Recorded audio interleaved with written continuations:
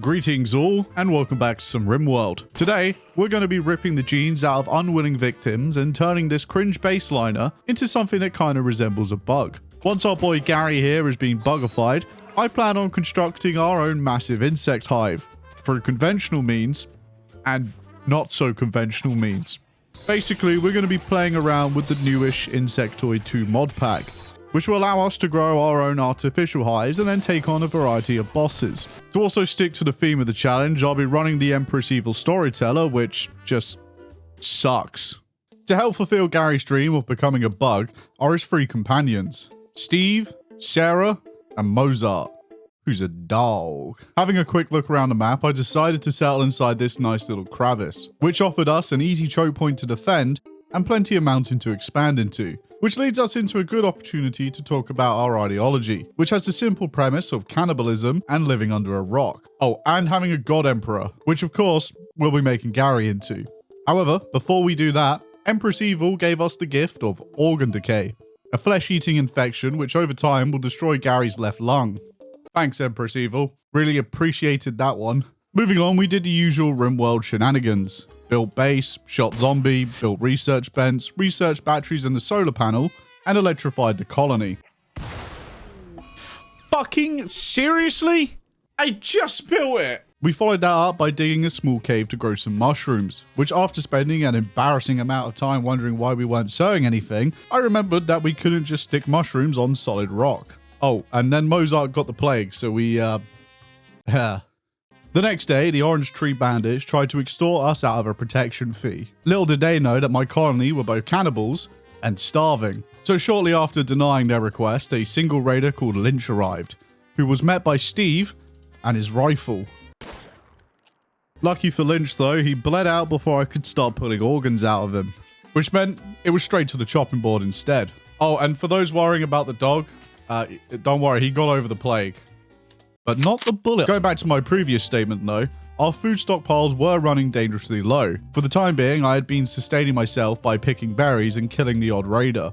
A few days later though, the Fallen Empire presented us with an opportunity to fend off two separate raids, which of course we graciously accepted. These raids weren't going to arrive for another 4 days though, but it's okay because a couple of endangered animals wandered in. My original plan was to tame them so we could sustain ourselves on their eggs.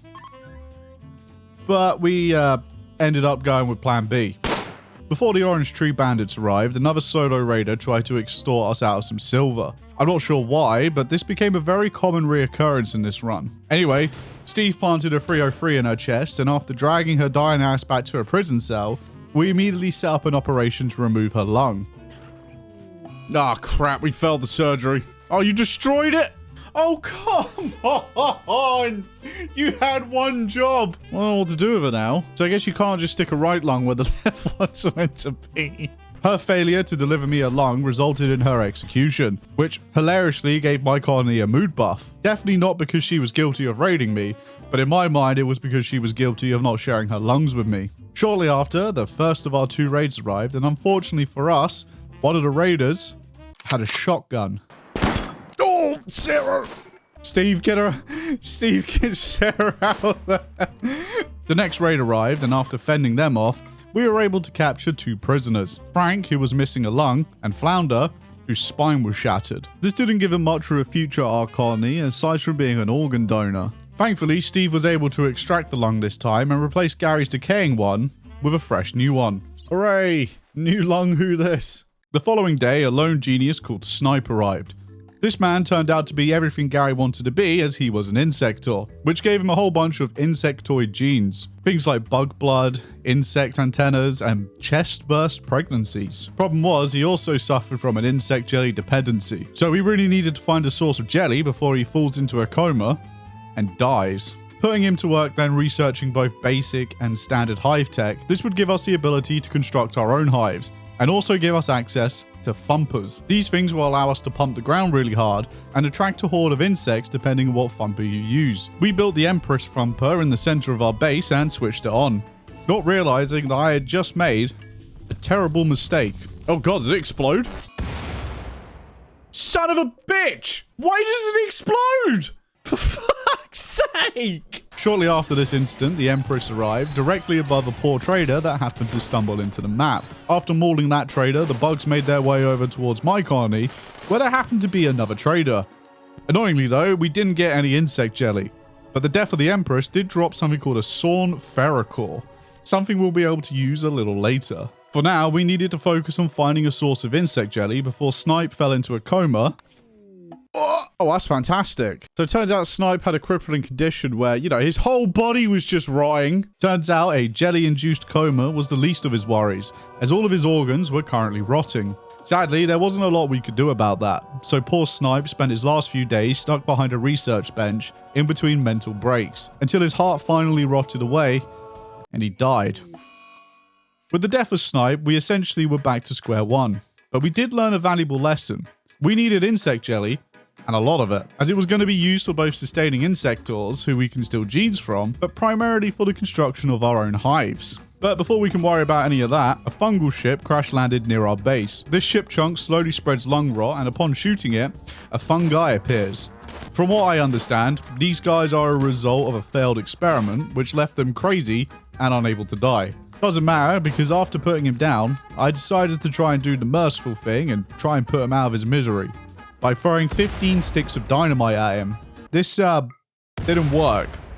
All we managed to do was completely destroy his torso and give him brain damage, which, I think he'll be able to get over. I don't know. So, yeah, we just left him on the floor rotting away, and we'll check up on him later. Moving on, I'd like to return to my previous point of needing insect jelly. From what I understand, there are two ways of getting it. Either by being lucky and purchasing it from a trader, which hasn't worked for us so far, or by harvesting it from infestations, which meant we needed to lure some bugs over to our base. So I began the construction of a bait room. So with our brand new slave Frank, we dosed him up on a combination of go juice and wake up and put him to work. I gave Frank some go juice and some wake up, and now he's having a overdose. Fuck! I thought I was about to create the ultimate worker. It didn't take too long before the room was completed, and we rewarded Frank by giving him a new lung. Right, giving Frank a new lung. Let's go. Fuck! Later on, we did successfully give him a new lung inside this shiny new hospital instead of a dark, dingy cave. Now, I'm going to be honest with you. I have no idea how to construct a good bait room. What I did was dig out a massive part of the mountain, throw some furniture down and a heater, and that was that. A few days later though, we did have both an exotics good trader and a shaman trader arrive. Annoyingly though, neither of them had any insect jelly for sale, nor had my bait room had any success. Now I won't lie, at this point, I was starting to lose my mind. I don't want your fucking lemonade, I just want some insect jelly, goddammit. I just want some insect jelly. Joke's on me though, I ended up with all the lemonade, because a random mad animal decided to walk into range of my turrets, which currently had the trade caravan in front of them. Oh god! Oh god! A wild animal just walked in! Oh god, I just massacred an entire trade caravan by accident. I am so sorry. While we waited, I did build a shiny new gene lab, so we were ready for the next time an insector appeared. As at this point, I had waited a couple of hours for a fucking hive to spawn. So long in fact, I decided that instead of bugs, I was going to become a duck farmer. Now, to be fair, the ducks were pretty cool because they gave us an endless supply of eggs for the low cost of some grass. A few more hours had passed, and just as I was about to give up hope, another insector called Rachel fell from the sky. I immediately snatched her up and chucked her inside our shiny new gene ripper. We extracted 3 different genes from her, and not wasting any time, not even putting her back in bed, I had Sarah cook them up into a xenotype and shove them straight into Gary. Officially meaning, we have achieved something, as Gary was now taking his first steps of becoming a hybrid bug thing. And you know, I might not have any bugs right now, but what I did have was the ducks, which were currently dying because of a toxic fallout thanks to this mech cluster that landed. The mech cluster that annoyingly landed with 3 turrets. So using my massive brain, I dug out a small tunnel in this mountain next to it and shot the toxic generator from the safety of the tunnel. Feeling proud of my achievements of saving the ducks, I sat back to relax. We just managed to save the ducks. Look at that, on the 80%. What was that? Did a bit of lightning just hit my fucking duck? Are you actually serious? I go for all this effort to save the ducks from the toxic buildup just to get hit by fucking lightning. Oh yeah, and you remember that fungal guy? This is him now. Yeah, turns out he didn't regenerate anything because he got eaten by wolves. In better news, during the toxic fallout, I had discovered that the core I acquired earlier could be inserted in someone to grow my own empress. So I inserted the core inside this prisoner who I'd been using as an organ donor. This poor man has no idea what's growing inside him right now. The next few days were spent waiting for our empress to grow. To fulfill the time, we harvested some more genes from Rachel and watched traders get clapped by the mech turrets. Ooh, a genetic supplier. Well, that might come in handy. Oh, oh yeah. I never killed the turrets.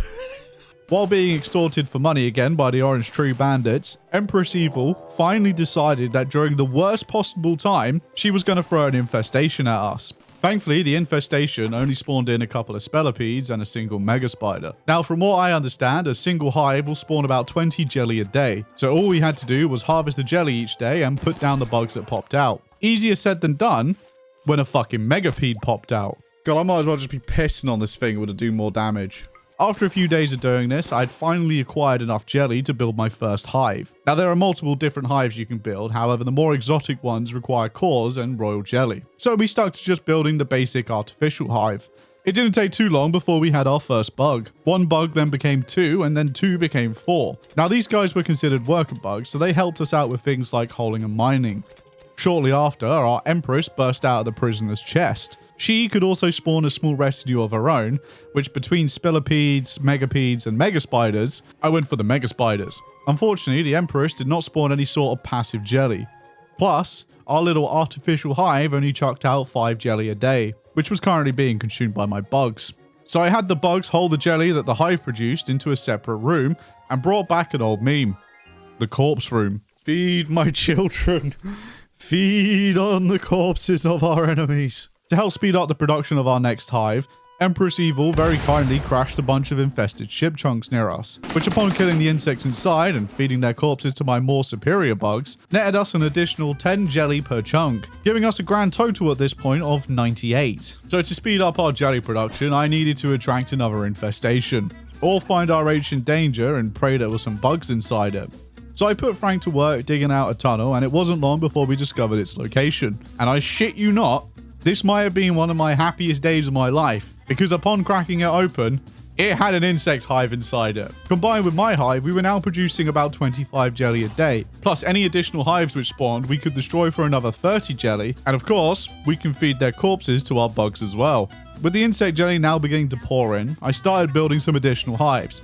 I then built a creeper, which slowly spreads insect creep around, and once enough creep has been spread, we built a jelly farm, which would passively produce us even more jelly. Now, I did have a little bit of a close call when I let the infestation I was farming get a little too big, but nothing the combination of AK-47s and mega spiders couldn't handle.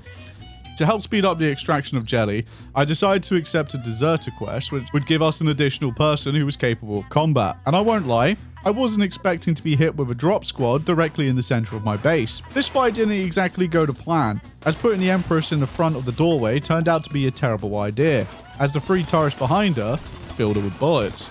Oh god, I'm losing so many mega spiders.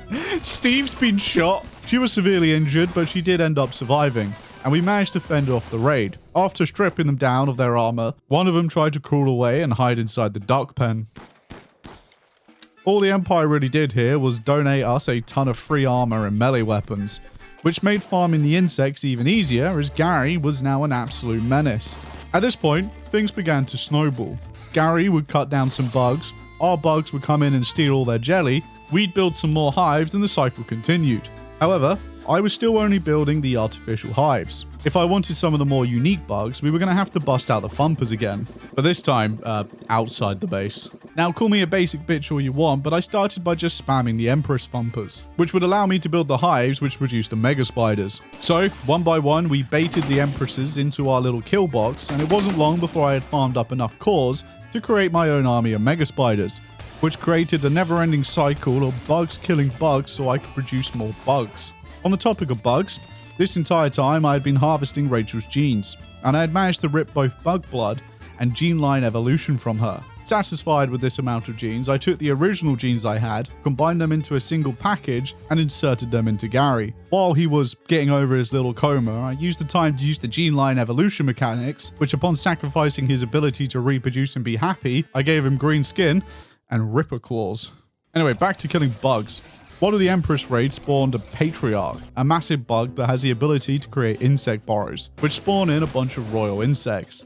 After killing all the royal bugs one by one, I managed to scrape together enough royal jelly to throw down a jelly morpher, a building that converts regular jelly into royal jelly, which at this point, we had a fucking ton of it. Royal jelly is then used to produce the more exotic hives, so we began calling down the other bosses to harvest their cores. We killed the Terramantis, which foolishly decided to pop up smack bang in the middle of my hives, giving us access to flying bugs like the Gigalotus. We then fought the Gigamite, which also for some reason decided to spawn inside my hives again. This core allowed us to build a variety of bugs that spit acid, which I mainly used just to spit on people whilst they were bleeding out. We then fought the Silverfish, which has some kind of heavily armored bugs, and then the Titan Tick. At this point, these raids were not really an issue, as my army of 20 hot pink mega spiders slapped pretty hard. With our mega infestation constructed with all the different varieties of bugs, there was only one thing left to do. Grow some of our own Gary bugs, if you know what I mean. Using the gene line mechanics, I gave Rachel the ability to self-impregnate. However, since she had the chest burst pregnancy gene, the fetus would need to be injected into someone else. So we used one of the mega spiders to grow our little Gary, which after 15 days gave birth to the purest hybrid bug thing. Anyway, on that disturbing note, I'd like to say a massive thank you to all my Patreons. Thank you for watching, and as always, new videos every